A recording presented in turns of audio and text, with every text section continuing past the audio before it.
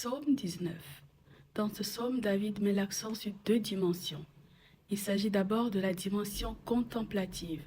Il commence ce psaume avec les yeux fixés vers le ciel en disant « Les cieux racontent la gloire de Dieu et l'étendue manifeste l'œuvre de ses mains. » Avant même qu'un mot ne soit prononcé, la création prêche. Le soleil, les étoiles, l'ordre de l'univers, tout parle de la grandeur de Dieu. C'est un langage sans voix, mais une parole sans interruption. Jour après jour, nuit après nuit, la création tout entière glorifie Dieu sans jamais se fatiguer. Et David en parle parce que contempler Dieu à travers la création, c'est aussi une forme de prière. Ensuite, il y a la méditation sur ce que Dieu dit à travers sa parole, sa loi, ce qui est écrit, ce qu'il dépose dans nos cœurs chaque jour. Après avoir contemplé la création, David ne reste pas dans l'admiration, car c'est bien de s'émerveiller en regardant ce que Dieu a créé, mais il ne faut pas s'arrêter là. David passe de la contemplation à la transformation quand il dit « La loi de l'Éternel est parfaite, elle restaure l'âme.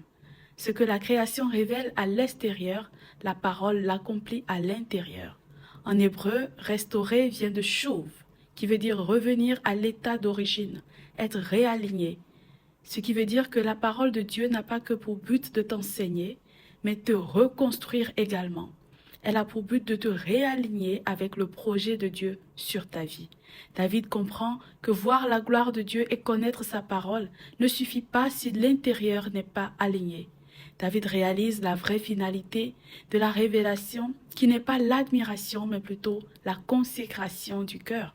Et c'est pour ça qu'il finit en disant « Que les paroles de ma bouche et la méditation de mon cœur soient agréables devant toi, Éternel. » Il parle de la méditation de son cœur. En hébreu, le mot « lève » signifie le centre de la pensée, de la volonté, des intentions. Autrement dit, je ne te donne pas seulement mes actions qui résultent du corps, mais je te donne également mes pensées qui résultent de l'âme. Et le mot « et » ici est important, les paroles de ma bouche et la méditation de mon cœur. Car il ne demande pas que ces paroles soient impressionnantes avec un vocabulaire robuste. Il demande qu'elles soient agréables devant Dieu. Il ne s'agit pas de faire une belle prière avec de belles phrases bien construites. Il s'agit des paroles qui plaisent à Dieu parce que le cœur est disposé et agréable. Dieu ne se limite pas aux paroles, il sonde le cœur qui est le siège des pensées. David termine en disant « Éternel mon rocher et mon rédempteur ». Le rocher, c'est celui qui rend stable. Le rédempteur, c'est celui qui te relève quand tu tombes. Dieu ne transforme pas seulement ta situation, il veut transformer ton cœur. Dieu veut que tu contemples sa gloire à travers la création, que tu laisses ton âme être restaurée par sa parole et que tu puisses lui offrir par ta prière un cœur transformé et aligné, car la restauration sans transformation reste incomplète. Prions. Seigneur, je te donne mes paroles et je te donne aussi mes pensées. Viens purifier ce qui se cache dans mon cœur que personne ne voit.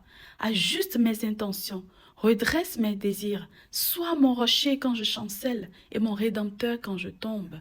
Que tout ce que je suis, que je pense, dis, fais, te soit agréable. Amen.